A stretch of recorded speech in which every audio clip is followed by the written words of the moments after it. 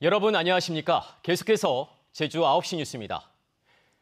대형 화재 참사를 막기 위해 정부가 화재 취약 건축물을 대상으로 안전 성능 보강 사업을 추진하고 있습니다. 제주도도 30억 원이 넘는 사업비를 확보해 보강 사업을 진행하고 있는데요. 하지만 어찌된 일인지 지난해에만 쓰지도 못하고 반납한 국비만 20억 원이 넘었습니다. 강탁균 기자가 취재했습니다. 2017년 제천 스포츠센터와 2018년 밀양 세종병원 화재 참사.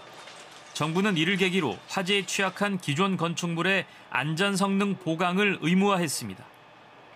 5층짜리 이 건물은 외벽을 불이 붙지 않는 단열재로 교체했습니다.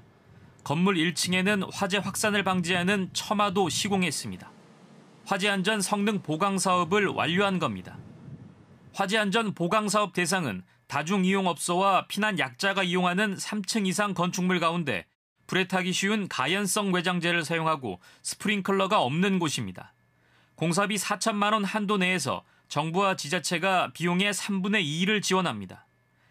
제주도는 수요조사를 통해 화재 안전 보강 대상 건축물 180여 동으로 사업을 신청했습니다. 하지만 실제 사업이 가능한 곳은 45동으로 크게 줄었습니다. 건축물 대장만 보고 서류상으로 사업 대상을 선정했는데 막상 현장 실사를 나가보니 사정은 달랐습니다. 학원이었던 건물이 다른 용도로 바뀌거나 가연성 외장재를 사용하지 않은 곳도 확인됐습니다.